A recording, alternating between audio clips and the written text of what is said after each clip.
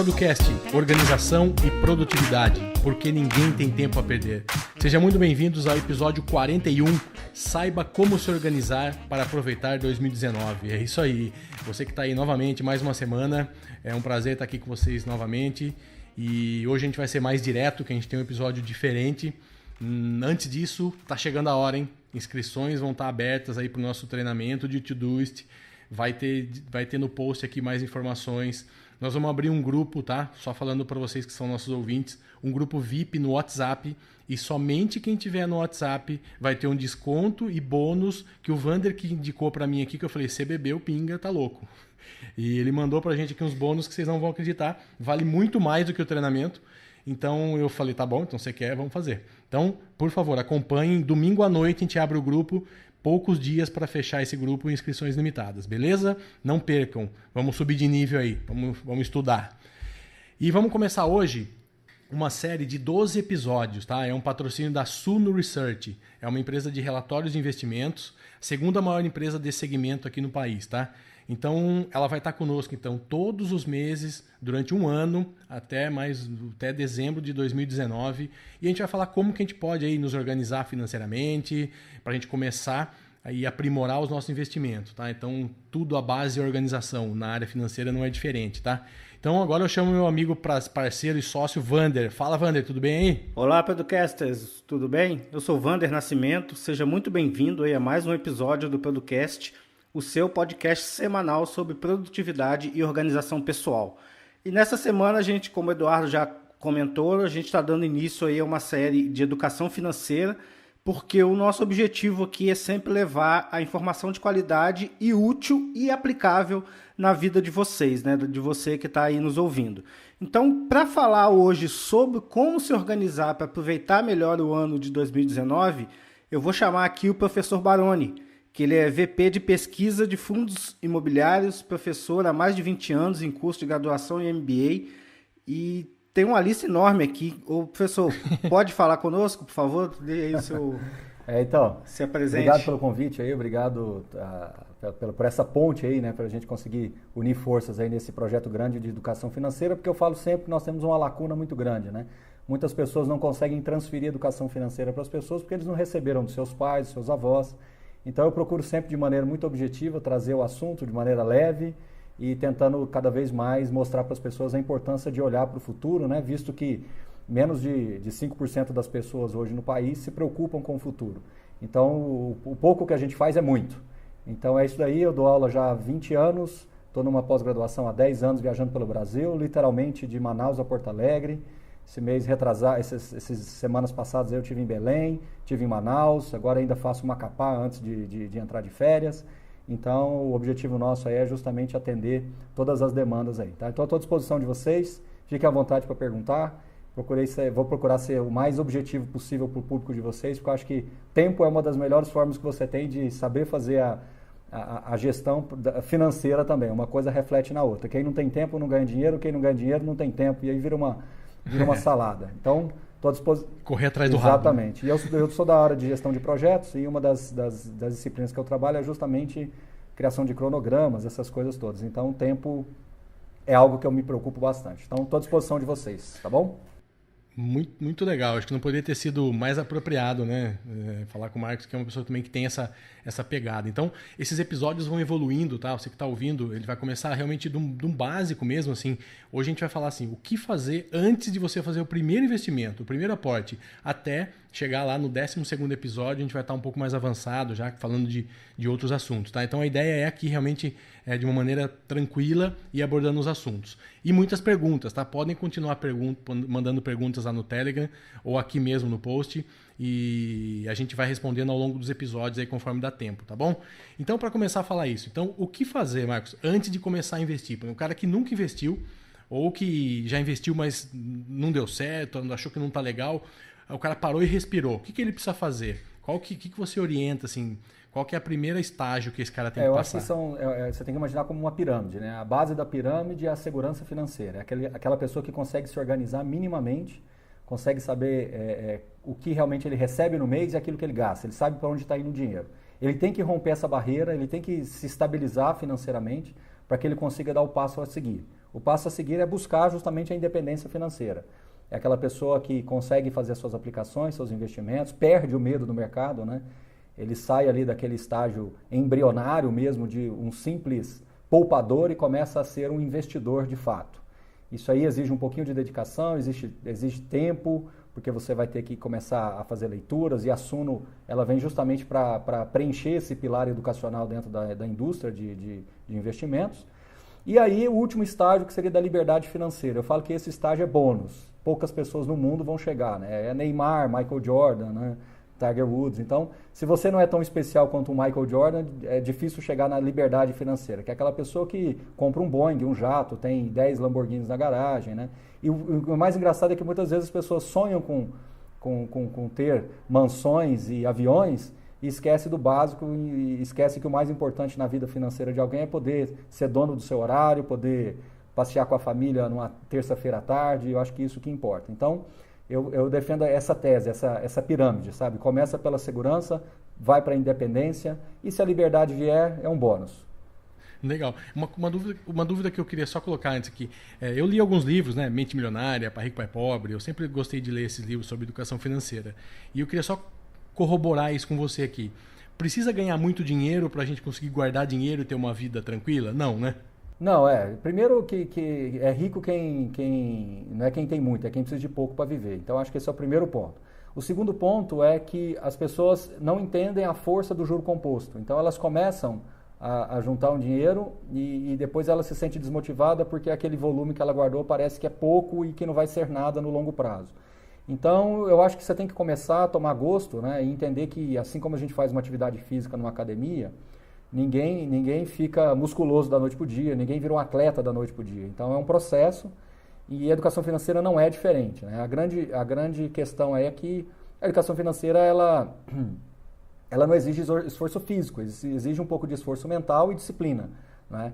Então essa é a grande diferença, mas funciona na mesma dinâmica. Você começa e aos poucos você vai ganhando massa muscular, ou seja, você vai ganhando confiança no juro composto, e vai criando cada vez mais renda passiva e aos poucos você chega lá. Tá? Isso é perfeitamente possível, eu falo isso para todo mundo. Eu não sou mais inteligente que todo mundo. Eu talvez seja mais disciplinado do que muitas pessoas, mas mais inteligente eu tenho absoluta convicção que não. Então não é um processo de inteligência, a não ser única e exclusivamente pela sua própria disciplina. É interessante que praticamente eu sou aí a persona, né, do nosso ouvinte, a persona transformada nessa sequência de episódios. Por quê? Eu estou num momento em que eu estou me equilibrando para ter a minha segurança financeira e já estou procurando saber, estudar, me inteirar dos assuntos de investimentos para me entrar de cabeça no mundo de investimentos, né? Porque eu sempre... Porque, na verdade, há pouco tempo eu descobri que eu não tinha mais 20 anos, né? Já vou fazer quase 50, então eu preciso ter uma segurança, né? Somos porque com dois. 20 anos a gente torra tudo, compra carrão, viaja, né? E vamos que vamos, né? Eu vou ter essa energia para sempre. Então eu tô nesse estágio mesmo do ouvinte, do nosso ouvinte. Eu tô no estágio 0, tô administrando as minhas contas, tô conseguindo viver com o mínimo possível que eu posso, reduzir alguns luxos como carro, por exemplo, reduzir o valor de carro, só aí já foi uma economia enorme. Enfim. Vendeu a Mercedes? Não, poxa, qualquer carro hoje no Brasil você perde aí, em média 10% do valor dele por mês. 10 a 15%, né? Assim, manutenção, seguro, IPVA.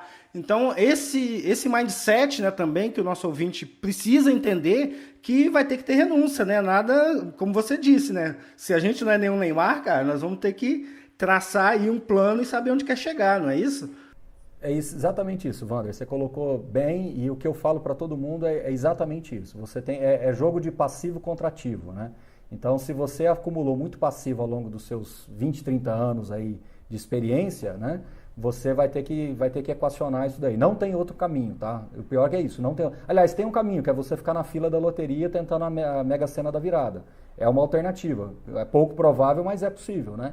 Então, assim, e o que eu falo sempre para as pessoas é que todo mundo tem que saber o tamanho do sonho, entendeu? A gente tem que saber equacionar isso daí. O tamanho do sonho é importante porque aí você consegue tangibilizar aquilo. O problema é que as pessoas fantasiam um sonho completamente inatingível. Se eu virar para você e falar, Wander, beleza, eu vou te dar uma Lamborghini amanhã.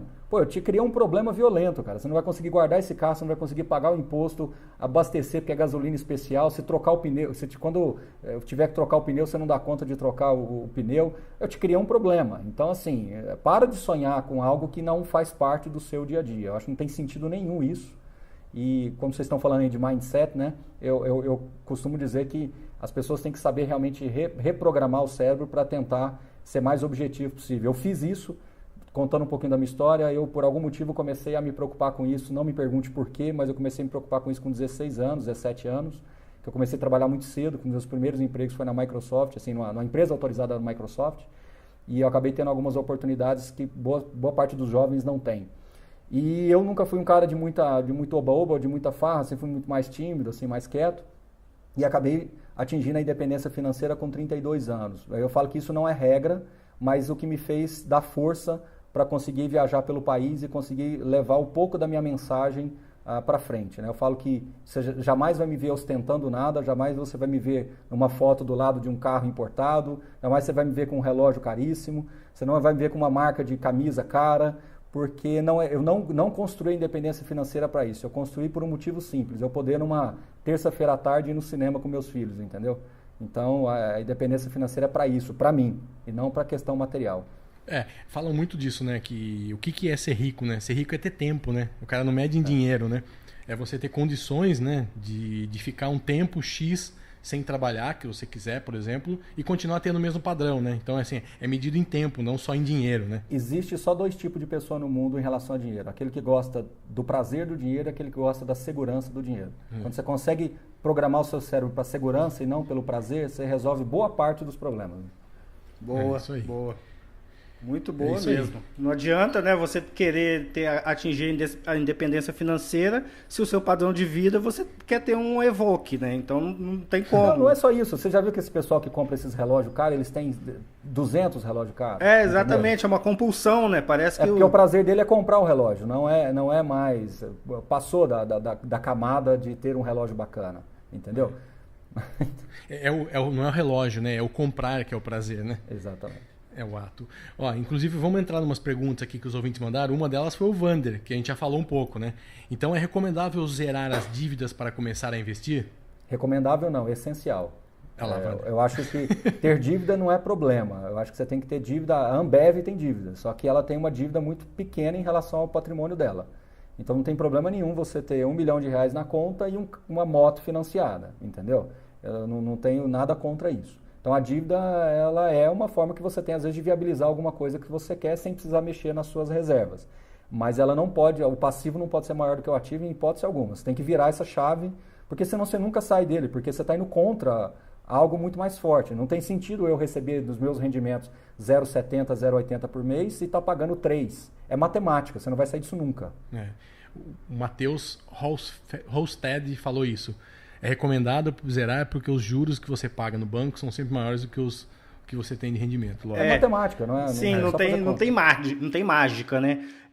O que eu defendia, né, durante algum tempo, como os nossos ouvintes já sabem, eu vou contar para você também, eu sou empresário desde os 24 anos, né? Desde os 23, 24 anos eu tenho empresa e a empresa era grande, então eu tive acesso a alguns recursos, né? E não soube aproveitar da melhor forma.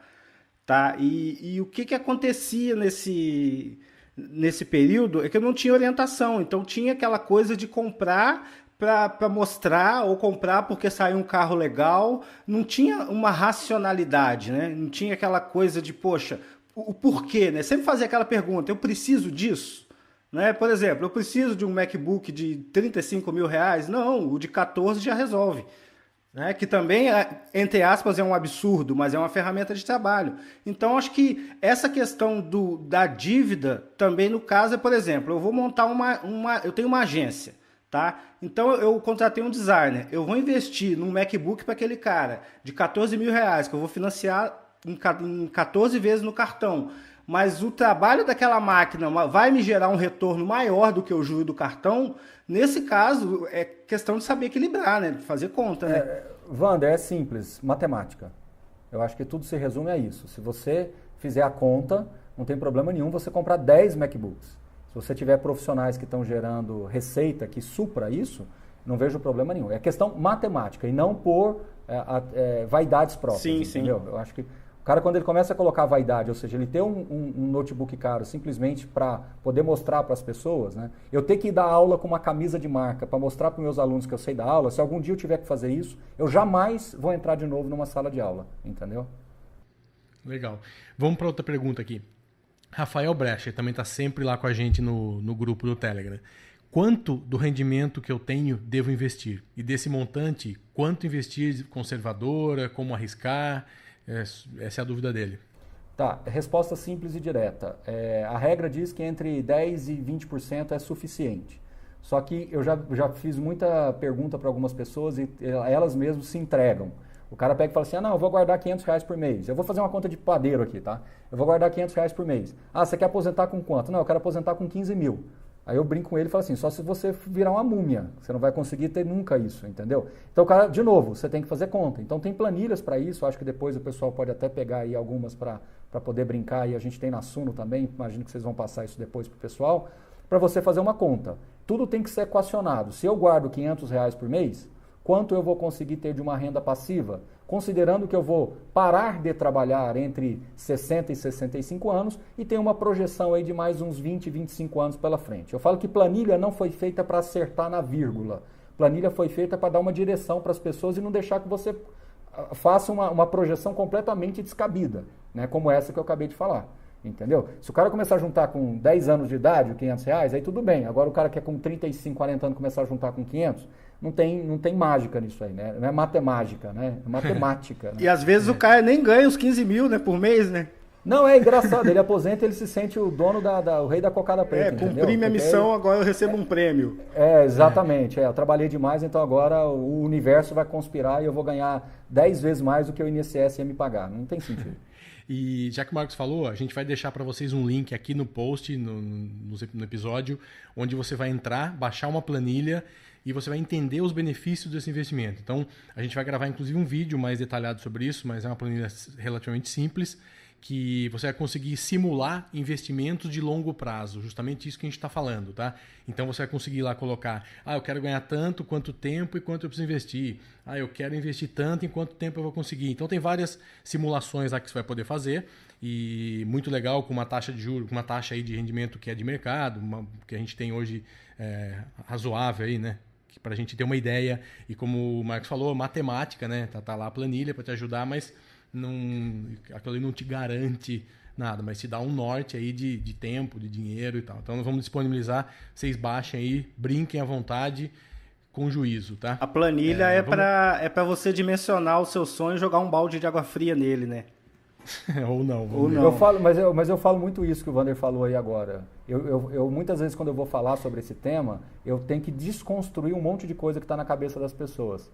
Porque as pessoas fantasiam, por isso que eu falo, a fila da loteria é grande porque as pessoas fantasiam. Então, você tem que realmente dar um choque para que a pessoa fale assim, opa, peraí, uma coisa que eu já aprendi, viu, Eduardo e Wander, é saber o meu tamanho. Então, você tem que saber o seu tamanho.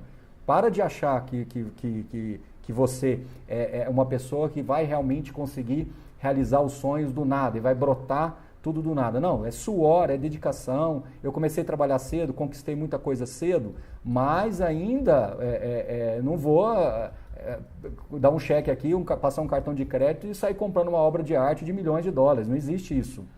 Por quê? Porque minha vida não foi feita para esse tamanho, entendeu? Sim. Então, muito cuidado com essas coisas aí. Essas simulações, elas são só para dar norte mesmo. Não vai achar que... É para você ter realmente assim, como você falou, né? Vou guardar 500, 800, 1.000 ou 1.500, para você ter uma ideia quanto que você vai ter lá na frente e quanto você precisa guardar hoje. Então, o Rafael perguntou aqui, então olha, você ganha aí hoje R$1.000 por mês, R$100, 150, tá ótimo se você guardar, tá dentro aí do que a gente falou, que é um valor aí razoável para você estar investindo, tá? Pote Ricks, cara, nosso amigo do To-Doist, inclusive, lá, mandou aí 10 perguntas.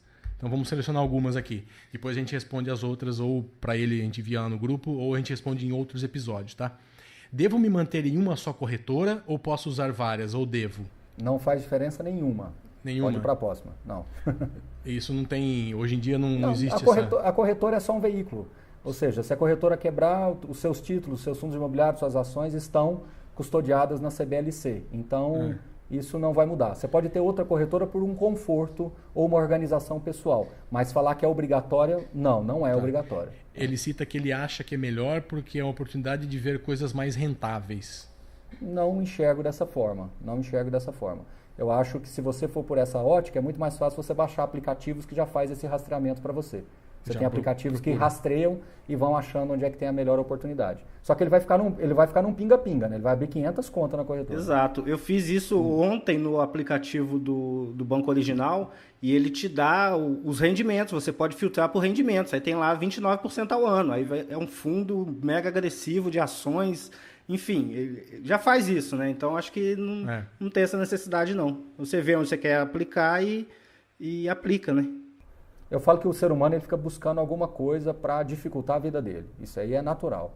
Não estou falando o caso do nosso amigo aí não, mas é o que normalmente as pessoas fazem. Ele tem que focar em estudar. Eu quero que ele foque nas melhores ações, os melhores fundos, onde estão as melhores oportunidades de títulos e não especificamente na plataforma. Eu acho que isso hoje estão muito unificadas, é muito parecido, né? Então, a tecnologia está aí para todo mundo, então todo mundo busca o mesmo front-end, né? Fica tudo muito parecido, na verdade é essa. Até porque se tem alguém se destacando muito, daqui meia hora está copiado já, né? Eu sou conhecido aí, pessoal que já me acompanha há mais tempo, de fazer exemplos que as pessoas entendem melhor. Cara, você pega aí carro da Volkswagen, esses carros de entrada, Volkswagen, Fiat, Ford, é tudo igual.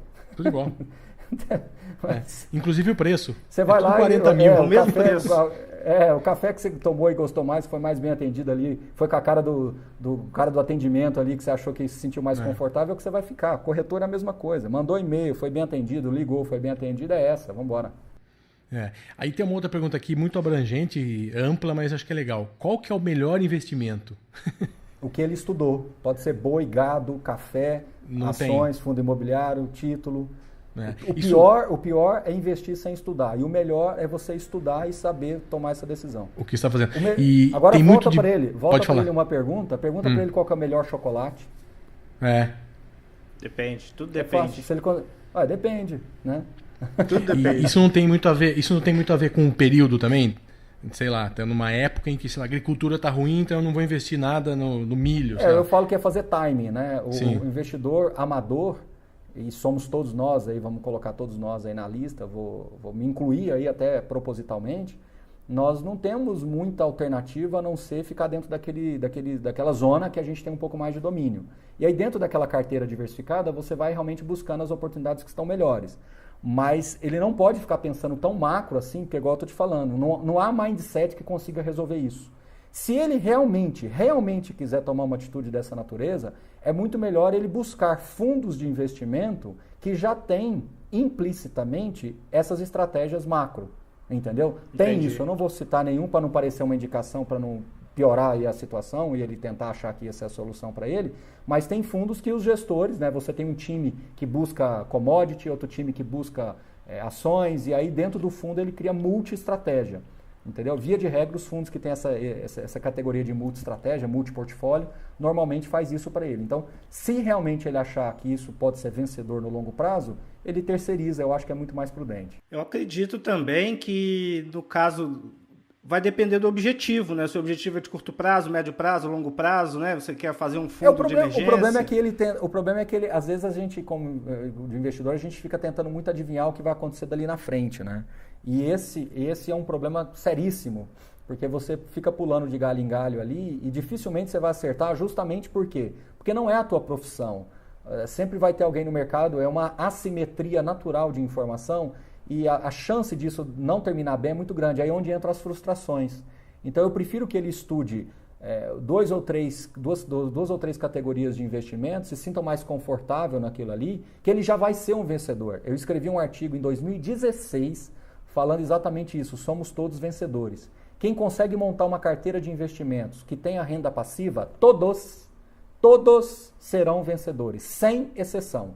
Quem está lá ainda no título de capitalização, lá pegando empréstimo, ainda nem conseguiu sair disso, é esse que tem que se preocupar. Quem já conseguiu escolher um fundo igual você aí, conseguiu abrir uma conta, já está olhando no banco, né, já está vendo que existe diferenças, pronto, você já vai ser vencedor, ponto final. Agora é uma questão de tempo. Sim. Mas que você já está numa participação baixíssima da população, já está. Então, no caminho. Não justifica eu virar para você e falar que você está errado em tentar fazer uma coisa ou outra.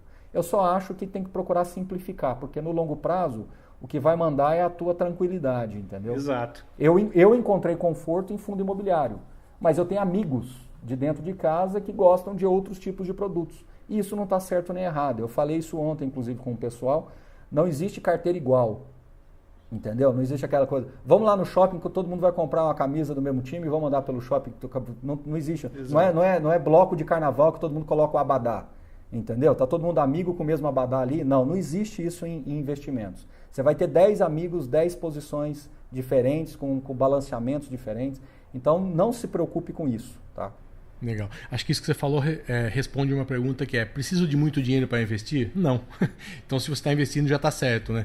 Tesouro direto é R$30, fundo imobiliário com R$2,50, ações também com R$5. O que você falou, que todos nós que já começamos, já temos o sucesso garantido, mas esse sucesso depende do tempo e da disciplina, que é o calcanhar de Aquiles aí, que eu acho que é de qualquer investidor. E sei lá, tô dizendo por mim, tá? O meu calcanhar de Aquiles é disciplina, é manter fazendo as coisas ali certinho todos os meses, com uma recompensa de longo prazo, porque eu gosto das recompensas, né? Eu gosto de recompensas de curto prazo.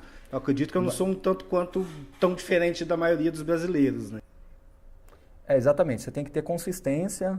E aquela historinha do marshmallow, né? Você tem que tentar adiar a tua gratificação, né? Então você tem que saber adiar. O problema é que as pessoas começam a juntar um dinheirinho. Quando dá 50 mil reais, ela dá um jeito de comprar uma caminhonete. Aí começa tudo de novo. Quando dá mais uns 40 mil reais, ela reforma a cozinha. Aí quando vai juntando, dá 30 mil, ela vai para Disney. Ou seja... Você escreveu minha vida agora aí. Ela tá misturando desejos, né? Na verdade, tudo isso pode ser feito, desde que não seja com o dinheiro da aposentadoria. O dinheiro da aposentadoria, aqueles R$500 que o cara se propõe a guardar, eu estou dando um exemplo simbólico, esse é intocável, esse é para a aposentadoria. Você vai olhar para ele realmente quando você precisar fruir da renda. Ele não tem nada a ver com a necessidade sua de trocar de apartamento. Trocar de apartamento não é aposentadoria. Por mais que você trabalhou, por mais que você queira se recompensar, você está misturando envelopes. E quando você mistura envelope, a chance de dar errado é muito grande. Maravilha. A gente está com 27 minutos, vamos ter mais aí 2 perguntinhas para a gente fazer. Qual a opinião de vocês sobre robôs advisors? Cara, isso aí é o seguinte, você tem que ficar calibrando, né? É tecnologia, então muda muito rápido. Então, para as pessoas comuns, eu acho bem perigoso. Certo. Aliás, até uma pergunta bem avançada isso daí. A gente poderia explorar mais, mas eu não vou nem aprofundar. Porque são algoritmos que ficam comprando e vendendo. Então, você pode realmente ter bons retornos, mas sempre você tem que estar calibrando. Muita gente acha que você faz o robô e vai aposentar com o robô. Não, você faz o robô hoje, daqui a uma semana ele não vale mais. Entendeu? Você tem que mudar a métrica dele, você tem que reajustar. Então, esse é o perigo. Tá. E para terminar, uma pergunta que a gente, não só aqui, mas a gente ouve em todos os lugares, é assunto criptomoedas. O que você acha sobre criptomoedas? Então, é difícil falar, né? Porque é um assunto realmente polêmico. Eu, particularmente, vou responder de outra forma. De tudo que eu já estudei nessa vida e tudo que eu já testei nessa vida, os investimentos que mais dão certo são investimentos que geram renda. Entendeu? A criptomoeda, ela não gera renda. Ela pode valorizar muito ou desvalorizar. Então, é um ativo especulativo pela natureza. Gerar renda é aquilo que você compra e produz. Quando você compra uma ação de uma empresa, ele produz para você um dividendo, um resultado. Quando você compra uma cota de um fundo imobiliário, ele produz aluguel. Então, eu prefiro me ancorar nisso daí, mas tudo é uma questão de perfil. O que eu não posso compactuar é que as pessoas acreditarem que comprar 10 mil reais de criptomoeda vai virar 1 milhão daqui a um ano, porque não vai, pode até virar, mas também pode virar 10 centavos, então porque é um ativo especulativo. Então, eu acho que vai muito do perfil do investidor, de ele deixar um espaço para esse tipo de posição, mas lembre-se sempre, o que realmente enriquece as pessoas, quando você olha as mentes vencedoras do mundo aí, são pessoas que buscaram investimentos geradores de renda. Eu vou finalizar, está perto de finalizar, eu conversei com um cara que é especialista em matemática, opções, mercado financeiro, faz operações bem complexas. 85% do patrimônio dele está em fundos imobiliários, ou seja, ele usa 15% para dar um turbo, uma alavancagem, mas aquilo que ele recebe de lucro, ele protege no investimento gerador de renda. Isso acho que fica bem claro que mesmo ele sendo um especialista, um cara preparado para tudo isso, toma esse tipo de atitude. Analisando muito friamente, a população da Terra só cresce e a Terra continua do mesmo tamanho, teoricamente, investir em fundos imobiliários, assim, muito porcamente falando, é um negócio que é uma ancoragem boa, né? Você tem ali um embasamento. Tem público, tem público. Exatamente, é igual funerária. Né? O fundo imobiliário, quando alguém me pergunta se realmente eu invisto pesadamente em fundo imobiliário há uma década, eu falo que eu sofro de um problema, uma doença gravíssima chamada surto de lucidez. Essa é boa. Gente, muito legal aí. Pô, a gente tá começando aí o primeiro episódio de uma série de 12 aí com a Suno. Espero que a gente renove por mais tempo aí, porque todo mundo, o episódio que a gente fez aqui financeiro teve muito comentário, o pessoal gostou muito, é um assunto muito interessante, a gente tem muito ouvinte novo, jovem aí que tá começando, tá bem no início aí da carreira e da vida, então são coisas que eu, por exemplo, não tive lá atrás, não tive esse ensinamento, não tive esses toques, então aproveitem isso, aproveitem muito, ouçam de novo, parem e reflitam nisso que vai fazer diferença daqui a pouco, tá? Então eu queria o Marcos se deixasse os contatos, se quiser deixar, não sei, Facebook, Instagram, Twitter, não sei o que você tem aí para se alguém quiser te seguir então, aí, te acompanhar. Nós temos, vou deixar dois aí bem rapidinho, o Instagram, @professor Baroni, e o canal do YouTube nosso, lá, só colocar na Suno Research, né? Suno, SUNO Research. Nós temos aí quase 55 mil inscritos já. A gente faz lives aí sobre fundos imobiliários, sobre ações, então a gente está fazendo um mapeamento bem interessante aí dos fundos imobiliários.